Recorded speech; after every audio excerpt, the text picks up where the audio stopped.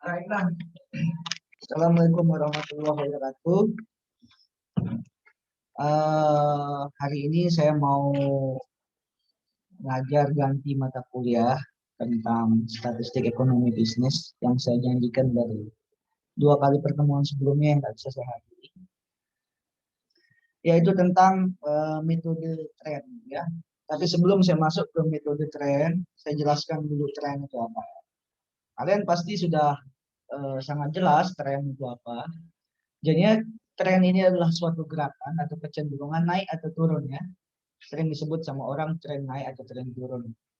Dalam jangka panjang yang diperoleh dari rata-rata perubahan dari waktu ke waktu. Nah, nih. Kalau kita lihat secara kasat mata, yang sebelah kiri namanya tren positif atau tren naik, yang sebelah kanan namanya tren negatif atau tren turun. Nah, di dalam statistik, metode tren ini banyak caranya. Yang akan saya jelaskan di sini ada 4 buah metode. Yang pertama, ada namanya metode tangan bebas. Yang kedua, ada namanya metode rata-rata semi. Yang ketiga, ada namanya metode rata-rata bergerak. Yang keempat, ada namanya metode kuadrat terkecil. Nah, ini yang akan saya sampaikan di 2 pertemuan sebelumnya yang saya janjikan itu. Yang pertama kita masuk dulu ke metode tangan bebas. Metode tangan bebas ini adalah metode yang sangat mudah, tetapi memiliki kekurangan dia sangat subjektif. Apa maksudnya subjektif? Ya kalau kita suruh beberapa orang untuk melakukan dengan metode ini namanya tangan bebas ya, itu artinya tergantung dari orang itu sendiri. Cara ini antara orang yang satu dengan orang yang lain pasti selalu berbeda kalau kita suruh buat. Hal ini disebabkan masing-masing orang mempunyai pilihan sendiri sesuai dengan anggapannya. Ya, tentunya anggapannya dari garis data-data atau diagram pencar tersebut. Langkah-langkah metode tangan bebas ini kayak bagaimana? Yang pertama adalah membuat sumbu tegak Y dan sumbu mendatar X, atau dengan kata lain kita buat diagram kartesiannya ya, seperti zaman SMA aja ya, X dan Y. Buat diagram pencar X, Y. X adalah variabel waktu. Nah, jadinya yang mendatar ke bawah ini adalah variabel waktu ya. Yang ketiga, melalui pengamatan langsung terhadap diagram pencar tersebut, tariklah garis yang mewakili atau paling tidak mendekati semau titik koordinat yang membentuk diagram pencar. Kayak bagaimana? Nah, kayak gini misalnya ya, ada titik-titik, misalnya garis kuningnya belum ada ya.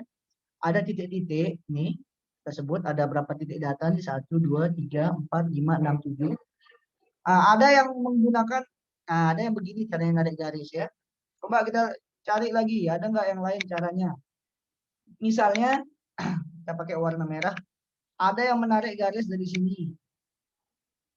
Ada yang begini misalnya, oke ya. Terus kita coba lagi pakai warna biru, ada yang menarik dari sini. Ada yang begini. Jadi setiap orang nih, orang satu, orang kedua dan seterusnya itu memiliki kecenderungan yang sangat subjektif. Oke ya. Jarak di antara titik data yang asli ini, yang hijau ini, titik data yang asli ini dengan titik pendekatan nih, dengan titik pendekatan namanya nih ya, atau aproksimasi nih, jaraknya itu. Inilah errornya ya. Jadi setiap orang itu karena memiliki tingkat subjektivitas yang berbeda, maka memiliki tingkat error yang berbeda. Nah, ini kalau error yang biru nih, bisa kalian lihat. Pak, bagaimana cara menghitung errornya? Cara menghitung error ini dijumlahkan error yang ini, ditambahin error yang ini, ditambahin error ini, dan seterusnya ya. Ini error untuk yang biru. Berarti error untuk yang merah bagaimana ya? Tinggal kita cari. Oh, ini yang merah. Oh, ini belum ada errornya di sini. Oh, ini errornya terhadap garis merah. Ini errornya. Ini error. Oke ya. Ini error. Ini metode tangan bebas. Dengan menggunakan rumus persamaan linier atau rumus persamaan garis, kita bisa tarik menjadi Y min Y1 dibagi Y2 min Y1 sama dengan X min X1 per X2 min X1. Dari rumus persamaan ini, minimal untuk bisa menggunakan metode tangan bebas ini, kita harus memiliki 2 garis. Nah, 2 titik koordinat. Misalnya koordinat ini sama koordinat ini kita punya ya. Nah, itu kita sudah bisa menggunakan metode tangan bebas. Tetapi kalau hanya ada satu koordinat, namanya aja garis, garis itu adalah hubungan dari dua buah titik. Oke. Nah, ini diolah sehingga rumus persamaan garis tren dengan metode tangan bebas ini diperoleh dengan Y sama dengan A ditambah B ditambah X ya. Nah, Y ini namanya variabel terikat ya. Ini variabel terikat ya. Terikat. Nah, ini terikat. A ini namanya konstanta, B ini namanya koefisien, X ini namanya variabel bebas. Nah, ini variabel bebas ya. Nah, bebas X ini. Apa maksudnya variabel bebasnya? Kalau kita ganti nilai X ini, maka akan berpengaruh ke nilai Y ya. A konstanta, B koefisien. Oke, kita coba lihat contoh. Misalnya kita punya contoh PDB dari tahun 1992 sampai 1999 dalam miliar dolar gitu ya. Sekarang kita ingin membuat persamaan garis tren dengan metode tangan bebas. Setelah itu kita ramalkan PDB yang akan terjadi setelah yang ini, misalnya tahun 2000 dan 2001. Pada tahun 92 PDB-nya sekitar ini 10.164 miliar rupiah misalnya.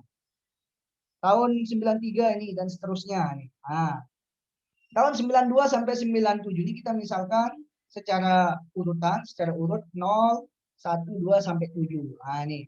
Kalau kita lihat dia di sini meningkat, menurun, meningkat, meningkat.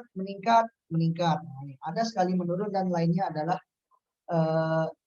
meningkat ya. Ada hampir semua meningkat tapi hanya sekali yang menurun ya. Kalau kita buat titiknya seperti ini, misalnya yang tadi kita katakan sumbu X adalah garis waktu, ini sumbu X, ini X adalah garis waktu atau tahun di sini. 92 sampai 97 kan. Nah, yang ini adalah PDB-nya, ini adalah sumbu Y-nya adalah PDB. Kita lihat kita bisa buat garis titik seperti ini. Nah, ini tahun pertama, tahun kedua, ketiga, seterusnya dan seterusnya ya. Dari sini kita bisa buat garis tren. Nih, garis tren yang kita buat. Bagaimana cara membuat garis tren ini? Kita gunakan tadi rumusan yang ini. Oke ya. Bagaimana caranya untuk membuat garis tren dari soal yang ini? Kita lihat. Titik-titik ini kita isi biasa. Misalnya ini 0,10.164. 0,10.164 di sini titiknya. Misalnya yang kedua 1,11.169 di sini. Nah, dan seterusnya. Setelah itu kita mau melihat nih persamaan garis ini kayak bagaimana sih sehingga menjadi yang ini, sehingga kita dapat yang biru. Bagaimana caranya? Caranya kita lihat. Misalkan tahun 92 ini kita ambil sebagai titik asal. Yang ini tadi. Titiknya adalah 0,10.164,9. Dan tahun 99 yang paling bawah ini kita ambil sebagai akhir. 7, ini sebagai X, ini sebagai Y, ini ada tandanya. 14.850.1. Kita lihat seperti ini. Kita masukkan dia ke persamaan ini. Nah, jadinya ini X-nya 0, berarti Y-nya adalah 10.000 sekian, sehingga menjadi 10.164,9 sama dengan A ditambah B dikali 0. Ini untuk persamaan yang pertama nih. Ini adalah persamaan yang pertama nih. Persamaan yang kedua, kita bisa masukkan di sini. Yang kedua, yang batas akhirnya 7,14.850,1 masukin ke sini. Ini yang kedua. Sehingga kita peroleh seperti ini. Oh, tadi B-nya 0. Berarti A-nya adalah segini. Ini untuk nilai A. Berarti A ini adalah konstanta tadi. K tadi, konstanta. Konstanta A. Setelah kita dapat nilai A, kita masukkan nilai A itu ke sini. Ke persamaan yang kedua. Nih, kita masukkan ke sini. Kita substitusi. A ini kita ganti seperti ini. 10.164,9 ditambah 7B sama dengan sekian-sekian. Berarti B sama dengan segini. B sama dengan 669,3. Ini adalah nilai B. Oke. Sehingga kita punya persamaan menjadi, nih, persamaan kita menjadi Y sama dengan A ditambah BX menjadi Y sama dengan 10.164,9 ditambah 669,3X. Ini adalah persamaan garis linier untuk PDB ini, untuk PDB ini. Setelah kita memiliki sistem persamaan linearnya sesuai dengan pertanyaan, sekarang kita ingin meramalkan PDB di tahun selanjutnya, 2 tahun berikutnya, yaitu tahun 2000 dan tahun 2001. Oke. Karena tahun 99 adalah kita sebut dia sebagai X-nya 7, maka tahun 2000 adalah 8, 2001 adalah 9. Oleh karena itu kita tinggal masukkan aja X sama dengan 8 untuk tahun 2000 dan X sama dengan 9 untuk tahun 2001. Sehingga dari persamaan ini kita masukkan ganti nih. X-nya 8 menjadi 15.519,3 miliar untuk tahun 2000. Untuk 2001 16.188,6 miliar. Oke, itu yang pertama untuk metode tangan bebas. Oke ya.